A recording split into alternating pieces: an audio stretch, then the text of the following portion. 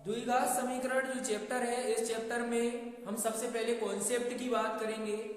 Concept क्या है इसका, तो सबसे पहले हमें इसका कॉन्सेप्ट जानना बहुत जरूरी है। द्विघात समीकरण नाम से ही पता चल रहा है कि जिसकी घात दो हो उसको हम द्विघात समीकरण कहते हैं। इसका व्यापक समीकरण ax square bx plus c equal 0। जब अपन ने सेकेंड चैप्टर जो पढ़ा था वो पॉलिनोमियल का था, जैसे बहुपद और बहुपद में क्या होता था, f(x) equal to ax square plus bx plus c, जिसका नाम दिया था द्विघात बहुपद। हम f(x) जो वैल्यू है इसको अगर 0 के इक्वल करवा देते हैं तो वही बहुपद एक क्या बन जाएगा, समीकरण बन जाता है, जिसका नाम होता है द्विघात समीकरण। जो द्विघात समीकरण होता है, द्विघात समीकरण में जो उच्चतम पावर, उच्चतम घात, अधिकतम घात जो होगी वो होती है 2। जिसकी अधिकतम घात 2 होती है उसको हम द्विघात समीकरण कहते हैं। द्विघात समीकरण में और एक और कॉन्सेप्ट समझना है, अगर कहीं पर ax cube bx square cx plus d equal 0 है, यहां पर अगर इनको हम सॉल्व करेंगे तो सॉल्व करने पर इनकी जो वैल्यू होगी x की वो 3 प्राप्त होगी, माना कि अल्फा बीटा और गामा। अगर 2 की पावर है तो इसके 2 मूल होंगे, जिसको हम नाम देंगे अल्फा और बीटा। जो मूल होता है वह मूल x की वैल्यू कहलाती है, तो ये समझ में आ गया होगा इतनी। अब इसके बाद इसकी जो घात कितनी होती है, 2 घात वाले की वैल्यू कितनी होगी, मूल्य कितने होंगे, मूल की बात करेंगे तो कितने मूल हो जाएंगे, 2 मूल हो जाएंगे। कितने हो जाएंगे, 2। इसके बाद अगला कॉन्सेप्ट जाता है इसका कि इसके अगर हम मूलों की बात करें तो मूल अल्फा और बीटा, माना कि 2 मूल अल्फा और बीटा हैं। अगर अल्फा और बीटा 2 मूल हैं, अल्फा कॉमा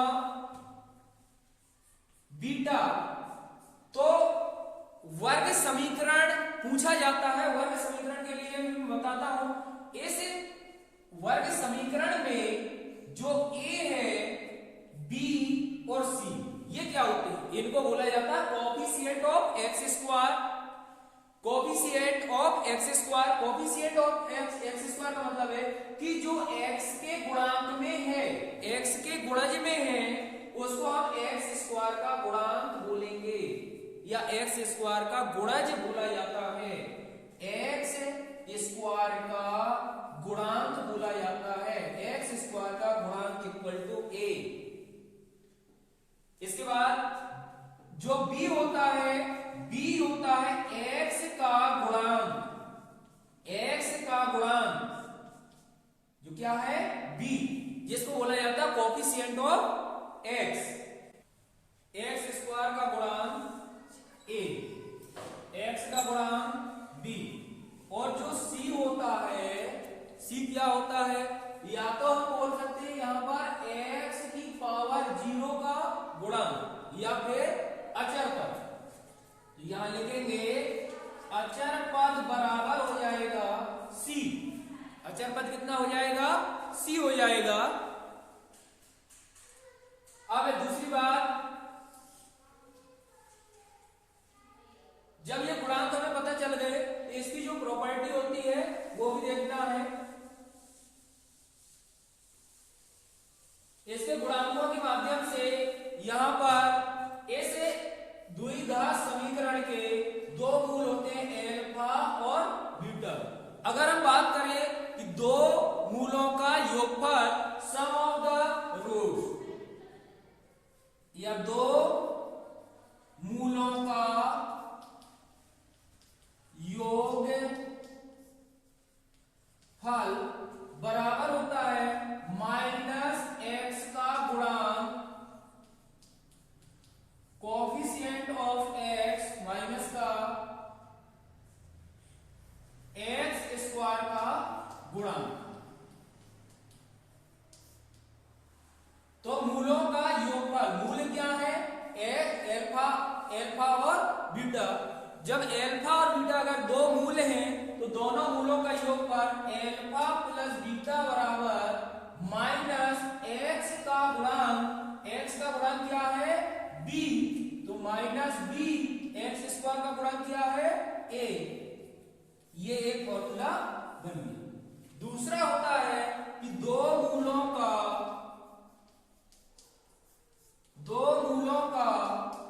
गुणनफल बराबर अचर पद बटे एक्स स्क्वायर का गुणांक।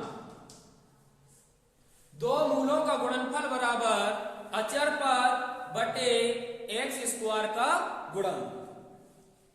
दो मूलों का गुणनफल मूल एल्फा इंटू बीटा बराबर सी बटे ए। तो इसका स्क्रीनशॉट लीजिए। तो देखिए, अगर यहां पर दो मूलों की बात की जाए, कहीं पर दो मूल दिए हो जैसे एल्फा और बीटा दो मूल हो और पूछा जाए कि वर्ग समीकरण क्या होगा, वर्ग समीकरण क्या होगा, तो बेटा देखना है इधर से एक फॉर्मूला निकलेगा। हम मान लेते हैं कि जो एल्फा और बीटा दो मूल हैं ये एक्स की ही वैल्यू होती है। तो x बराबर एल्फा और x बराबर बीटा, तो इनको आप इधर लेके आओ तो ये हो जाएगा x माइनस एल्फा और ये हो जाएगा x माइनस बीटा। तो यहां पर x minus alpha, x minus alpha, x minus beta यहां बराबर लगाया था तो क्या हो? जीरो। जब जीरो बराबर है दोनों का इंटू करवा दीजिए, x minus alpha into x minus beta बराबर जीरो। x माइनस एल्फा बराबर जीरो, x माइनस बीटा बराबर जीरो, दोनों का क्या करवा दो? मल्टीप्लाई। तो यहां पर x से मल्टीप्लाई एक्स स्क्वायर, इसी x का माइनस b के साथ माइनस x बीटा, एल्फा का इसके साथ माइनस एल्फा इंटू एक्स, इसी का माइनस एल्फा का माइनस बीटा के साथ एल्फा इंटू बीटा बराबर जीरो। क्लियर? अब यहां पर एक्स स्क्वायर माइनस कॉमन ले लीजिए तो क्या बचेगा? Alpha plus beta into x plus alpha into beta बराबर जीरो। अब जो निकल के आया ये क्या आ गया? X square minus alpha plus beta into x plus alpha into beta बराबर जीरो। तो यहां पर आ गया एक्स स्क्वायर माइनस मूलों का योगफल इंटू एक्स प्लस मूलों का गुणनफल बराबर जीरो। इस समीकरण में आप एल्फा और बीटा मूलों का योगफल और मूलों का गुणनफल की वैल्यू रखेंगे, आपको द्विघात समीकरण प्राप्त हो जाएगा। इस समीकरण की, द्विघात समीकरण की प्रकृति, नेचर, प्रकृति, समीकरण की प्रकृति निकालने के लिए पहले हमें डिस्क्रिमिनेंट या विविधकर निकालना होगा। तो डिस्क्रिमिनेंट d इक्वल टू होता है बी स्क्वायर माइनस 4ac, जिसको हम बोलते हैं विविध कर। क्या बोलते हैं? विविध कर। तो d इसकी तीन कंडीशन होती है। जब हम विविध कर निकालते हैं, ये विविध कर निकालने के लिए फॉर्मूला है, और जब हम तीन कंडीशन होती है इसकी तो हमें तीनों कंडीशन पर मूलों की प्रकृति पता चल जाती है। वो कौन सी है? यदि डिस्क्रिमिनेंट इक्वल टू जीरो, तो जो द्विघात समीकरण दिया होगा ये द्विघात समीकरण के मूल वास्तविक होंगे एंड मूल कैसे हो जाएंगे, समान हो जाएंगे। कैसे हो जाएंगे, समान। मतलब मूल वास्तविक और समान होंगे। कब होंगे, जब डिस्क्रिमिनेंट इक्वल टू 0 होगा। क्लियर। इसके बाद सेकंड कंडीशन है d ग्रेटर देन 0।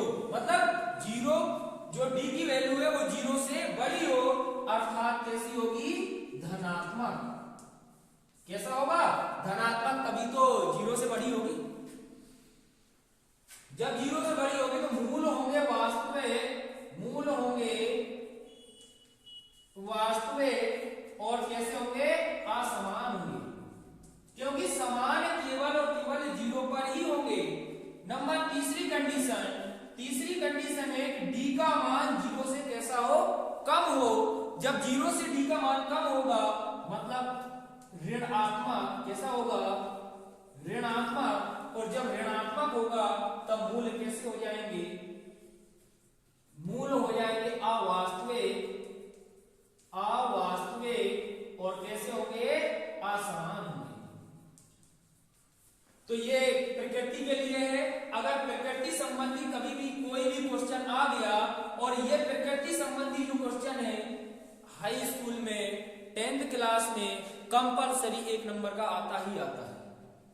तो इस कॉन्सेप्ट को बिल्कुल क्लियर रखना है कि d इक्वल टू 0 अगर होगा तो मूल कैसे होंगे, वास्तविक और समान। अगर d का मान धनात्मक होगा या 0 से बड़ा होगा तो मूल होंगे वास्तविक और कैसा होंगे, असमान होंगे।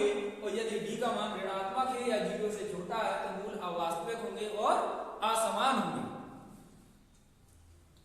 अगला कॉन्सेप्ट, जब मूल निकालने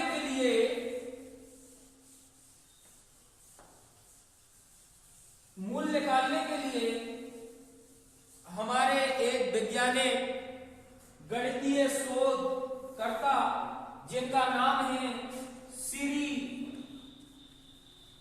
धराचार्य जी, या तो इसको बोला जाता श्रीधराचार्य जी सूत्र, और या द्विघातीय सूत्र, द्विघात समीकरण सूत्र, एक ही है, कंफ्यूज नहीं होना है। इसमें जो सूत्र दिया है मूल निकालने के लिए, x बराबर -b plus minus √d upon 2a। अब d की वैल्यू अगर हम रख देंगे, d मतलब क्या है, डिस्क्रिमिनेंट, विविधकर, तो यहां हो जाएगा -b plus minus b² minus 4ac upon 2a। Very important question है, IMP। इससे एक क्वेश्चन जरूर मिलता है बोर्ड परीक्षा में।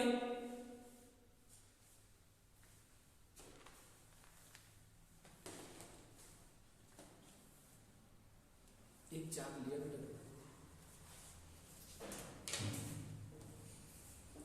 तो यहां पर द्विघात समीकरण सूत्र, इससे हमें मूल प्राप्त हो जाते हैं।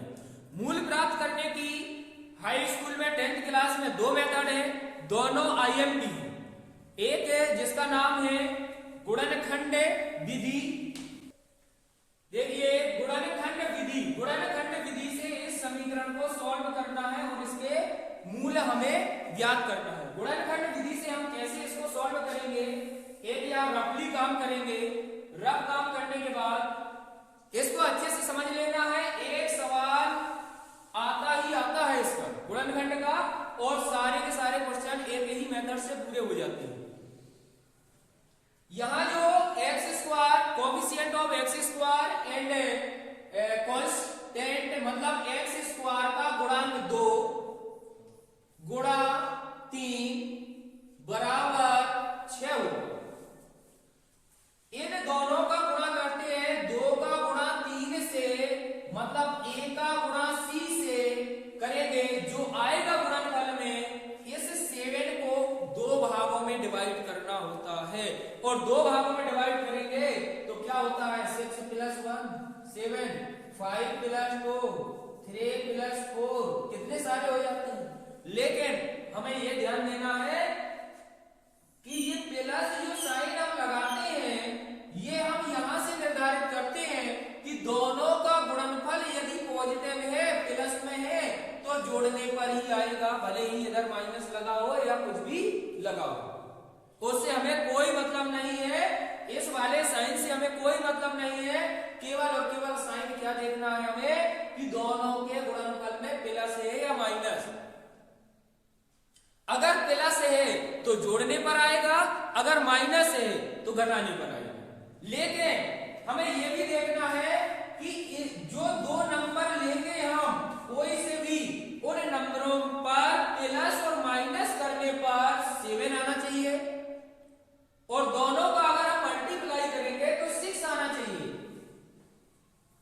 तो इसके लिए 6 प्लस 1 करेंगे, क्योंकि इनका अगर हम मल्टीप्लाई दोनों का कर देंगे तो 6 के बराबर हो रहा, अगर दोनों को हम जोड़ भी देंगे तो ये 7 के बराबर हो रहा। तो अपनी जो संख्याएं हैं वो मिल गई, 6 और 7। अगर हम इसको लेते हैं तो ये मैंने गलत लिख दिया था, 5 प्लस 2 इक्वल 7 है, लेकिन 5 2 जा 10 होता है, हमें कितना लाना है, 6 लाना है। 3 प्लस 4 7 होता है, लेकिन 3 4 जा 12 होता है, हमें कितना लाना है, 6 लाना है। समझ में आ गया होगा। अब इसके बाद 2x स्क्वायर माइनस लगा दीजिए, 7 को बांटना है, 6 प्लस 1 इंटू एक्स पहले से लगा दो, प्लस 3 इक्वल हो गया 0। जब इक्वल 0 हो गया तो इसका मल्टीप्लाई करवाइए, 2x स्क्वायर माइनस का इधर से multiply 6 into x minus x plus 3 equal 0। यहां पर दोनों में कॉमन क्या है, 2 कॉमन है और x कॉमन है, इसका मतलब होता है डिवाइड करना। तो क्या बचेगा, x बचेगा, माइनस लगा दीजिए, 2 से 6 में डिवाइड करेंगे 3 आएगा, x से x चला गया 3 बचेगा।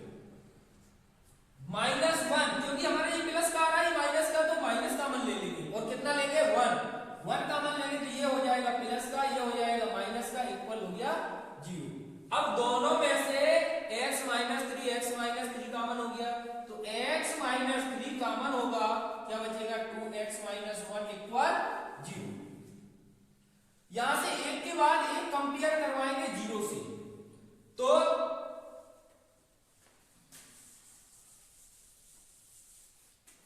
x माइनस 3 इक्वल 0, तो x इक्वल टू कितना हो जाएगा 3। दूसरे में 2x minus 1 equal 0, 2x minus 1 equal 0। जब -1 का ट्रांसपोजिशन करवाएंगे, उस तरफ भेजेंगे, साइड चेंज करवाएंगे, तो क्या हो जाएगा, माइनस का प्लस, प्लस का माइनस, डिवाइड का इंटू, इंटू का डिवाइड हो जाता है, तो ये प्लस में चला जाएगा, x इक्वल टू 1/2, x की वैल्यू। अच्छा, x की वैल्यू क्या है, 1/2, 3, ये क्या हो गए, x की वैल्यू। तो समझ में आ गया होगा। इसके बाद हम अगला क्वेश्चन, इसी को मैं सूत्र विधि से बता देता हूं, सूत्र विधि से कैसे सॉल्व करेंगे। तो यहां गुणनखंड विधि अच्छे से समझ में आ गई होगी। सूत्र विधि जो होती है, जो हमने श्रीधराचार्य जी ने सूत्र लिखा उसी के अनुसार, तो सबसे पहले a बराबर लिखेंगे, a बराबर कितना है 2, b बराबर कितना है -7, c बराबर कितना है 3। तो जो इस द्विघात समीकरणीय सूत्र है -b plus minus root b square minus 4ac upon 2a, x बराबर माइनस b की वैल्यू माइनस की 7, तो माइनस का 7 प्लस माइनस रूट b का मान -7 का square minus 4 multiply 2 into 3 upon 2 multiply 2, ये आएगा। इसके बाद अब इसको सॉल्व करेंगे,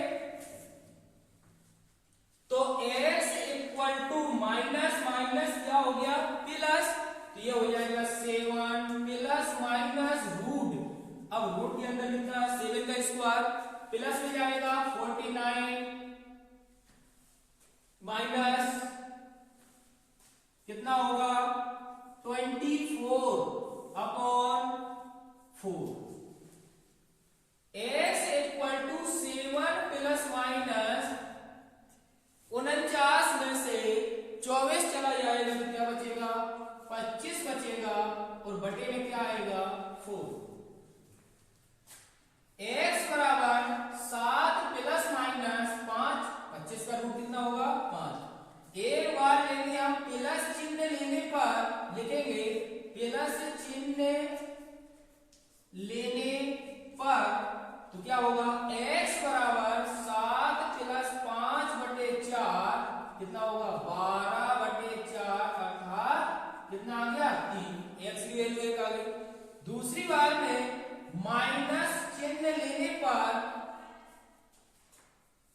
चिन्ह लेने पर तो x बराबर 7 माइनस 5/4 अर्थात 2/4, 2 से काट दीजिए तो 1/2। तो x की वैल्यू क्या आ गई 3,1/2। बाकी जो सवाल हैं इसके क्वेश्चन हैं वो क्वेश्चन में अगले वीडियो में बताऊंगा।